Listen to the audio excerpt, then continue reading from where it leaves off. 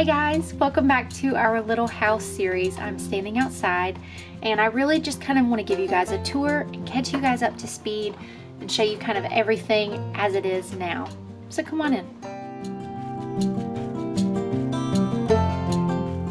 Alright, so if this is not your first video watching, then this area will look familiar to you, even though there are a few things that have changed since the last time I showed you guys.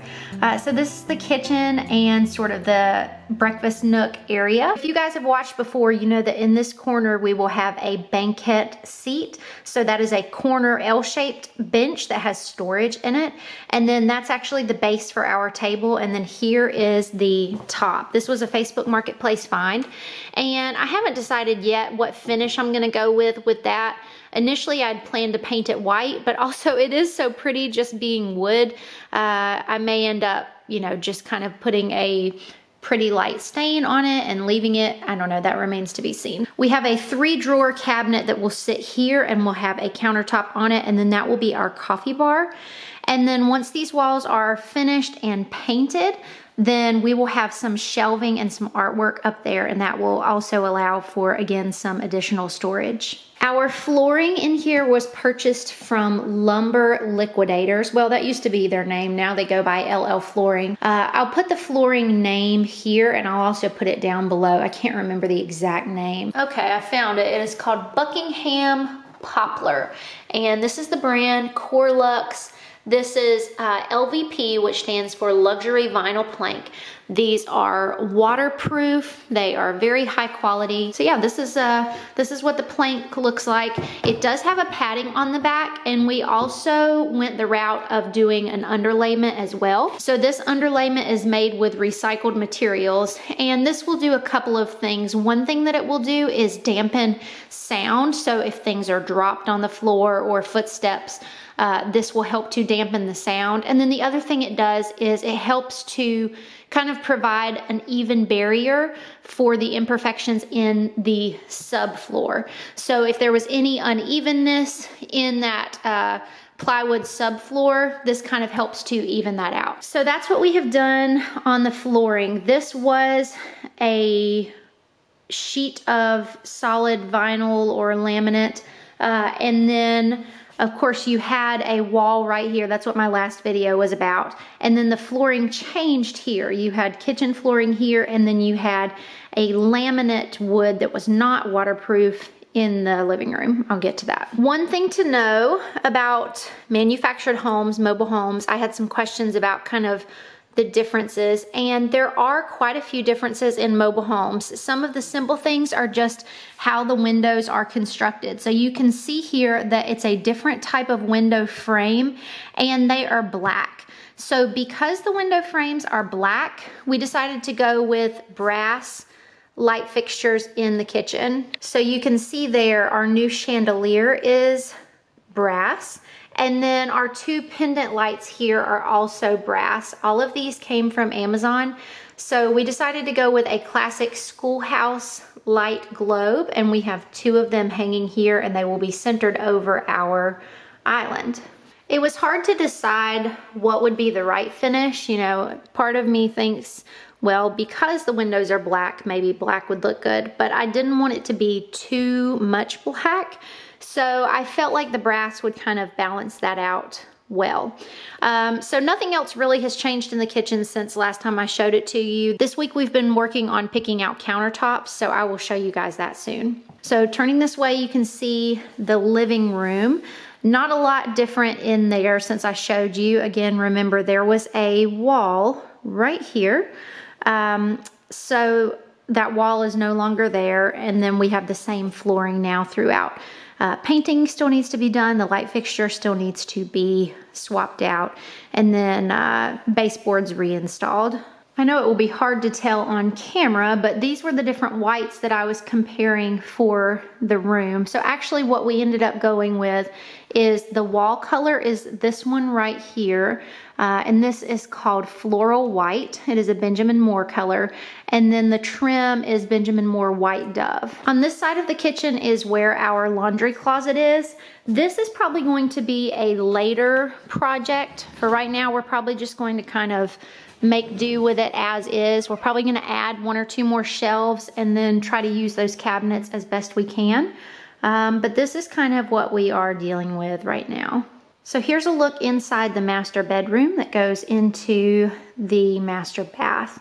So the room is a pretty decent size, and we each have closets. And then of course that leads into the bathroom. I think at some point, I really would love to make these glass French doors, and you'll see once we get into the bathroom that I don't really think that will hinder the privacy of the bathroom at all. But again, like with the laundry room, that would be a later project. So this is the view looking into the bathroom. I'm gonna insert some pictures here. I've mentioned before, but we had a huge garden tub, an octagonal garden tub right here. And originally this floor was a brown maroon sort of colored carpet. That carpet actually extended all the way up onto the sides of the garden tub. Initially the thought here again was we're not gonna mess with it, we're just going to leave it as is. And then the more we thought about it, we were just like, that's so much square footage in such a small space that we knew we weren't going to use. The tub is huge, we're not big bath people, and also the drain wasn't even the lowest point. So like when we would try to clean out the tub, it was one of those situations where you're trying to drain it and there's still water around the edges because the drain is actually not at the lowest point. So even if we were going to use it, it's huge. It's just, it was not practical. So the man that is helping us and doing some work for us, he and another, ooh, do you see that wasp? Don't like that. Wasps are my worst fear.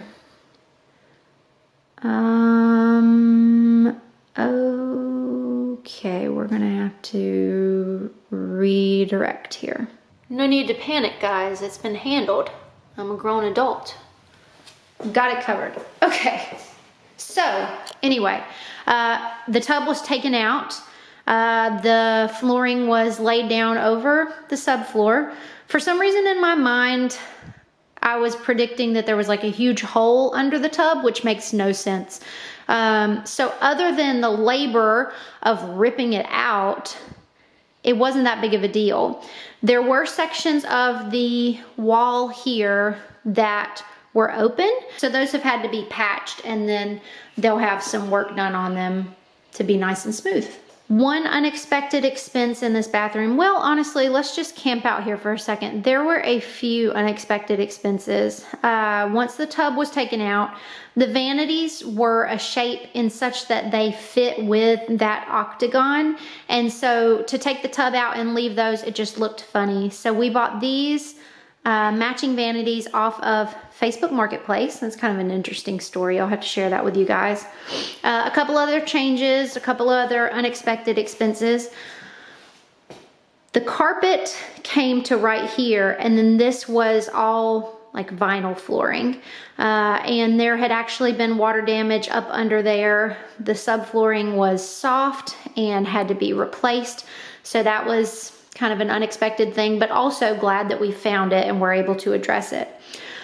This was actually a stained glass window. I'll put in a picture here. It'll probably make you laugh. And so that is going to be paneled over, you know, sheetrocked over, and it will just be a solid wall. And then another unexpected expense was this shower had leaked at some point, which we knew about. But once we got in there, the backside of the panel covering this up was just covered in black mold. So we're having to work to redo the shower mechanism to ensure that doesn't happen again before we close that back up. So that's what I was saying about, I don't think changing these to French doors would mess with the privacy, because looking this way, you don't really see anything. The toilet is over here behind this half wall, and then the shower is over here. We are just going to keep the shower as is. There's nothing wrong with it, and that's one of those areas that we decided just to not mess with. So that is the master bath. All right, let me show you the other end. So we have a little hallway here that I am definitely planning on putting the kids' bookshelf here. That way I can maximize space in their room. So We come through here. We actually kept the existing flooring in their bathroom because it really wasn't in that bad of shape. So we're just gonna leave that. We may end up doing some sort of simple treatment to the countertops, and we do have a little bit of soft wood in this vanity. So I don't know if we'll be able to patch that or if we'll have to fix it all together. But that's kind of what we're dealing with in the rest of their bathroom in its current state.